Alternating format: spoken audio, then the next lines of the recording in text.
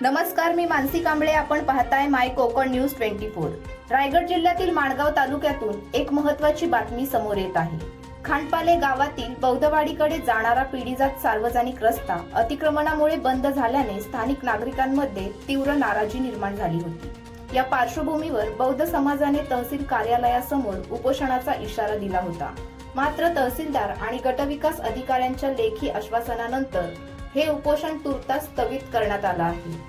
प्रशासनाच्या माहितीनुसार संबंधित अनधिकृत बांधकाम 12 मे रोजी पोलीस बंदोबस्तात हटवण्यात येणार आहे आणि बंद झालेला रस्ता पुन्हा मोकळा केला जाणार आहे. दरम्यान बौद्ध समाजाच्या नेत्यांनी प्रशासनावर विश्वास व्यक्त करत शांतता राखण्याचं आवाहन केलं आहे. या संपूर्ण प्रकरणाकडे आता सर्वांचं लक्ष लागलं असून प्रशासन आपलं आश्वासन कितपत पाळते हे पाहणं महत्त्वाचं ठरणार आहे. आहे तुम्हाला माहिती आहे, अगदी जिल्हाधिकारी सर्वांना माहिती झालेलं आहे. तर वेळोवेळी प्रशासनाने त्याला नोटीस बनवून पण ते त्याने हलवलेलं नाही. शेवटी सदस्य मागणी बौद्ध समाजाच्या आमच्या भावकीतील जे काही लोक आहेत ग्रामस्थ त्यांनी वेळोवेळी आपल्याला पत्र करून सुद्धा उपोषणाचे पण आपल्याला कळवलं असताना आपण आपल्या स्तरावरती खाली करून खात्याने कळवल्यानंतर आम्ही मागे घेत होतो की जेणेकरून काहीतरी सहकार्य करतील. सरकारच्या माध्यमातून तुमचा प्रशासनाचा सहकार्याचा सिंहाचा वाटा आहे. म्हणत नाही की तुम्ही सहकार्य केलेच नाही, पण तो जो व्यक्ती आहे तो कुठल्याही प्रकारे शासनाला दाद देत नाही. तो मुजोरीगिरी करून त्या ठिकाणी आतापर्यंत ते जास्तीत जास्त त्याच्या घराचं बांधकाम वाढवलेलं आहे. अतिरिक्त का बांधकाम केलेलं ते अतिक्रमण काढण्यास आजची 4 तारीख आम्ही उपोषणाची दिलेली आहे प्रशासनाला.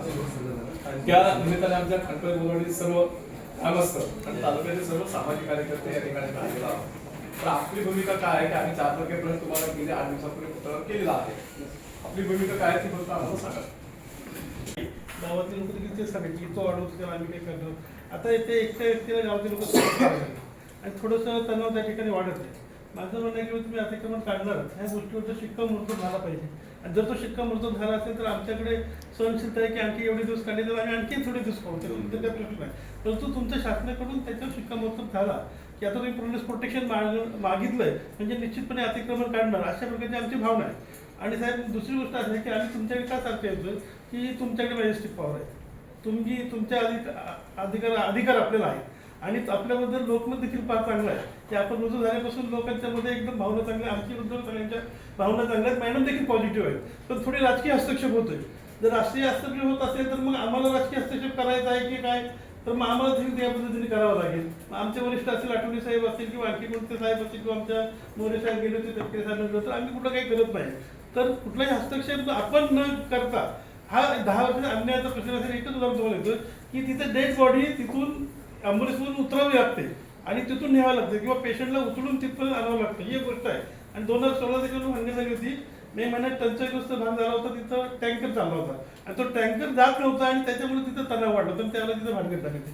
भविष्यात भानगड होऊ नये हे बहुमतात लोक आहेत जे आहेत ते 100-200 घराचे लोकमत आहेत आणि 40 घराचे लोकमत आहेत. असं इथे 100 दिसत असले तरी 50 लोक मुंबईवरून आलेले आहेत. ही अशी परिस्थिती आहे. तर ह्या सर्व परिस्थितीचा आपण गांभीर्याने विचार करा. आम्हाला एकच म्हणणं आहे की तुम्ही ते प्रोटेक्शन काढा. आम्ही तिथे येणार पण नाही, काय नाही, परंतु तिथे तुम्हाला बंदोबस्त देखील जास्त प्रमाणात मागावा लागणार आहे.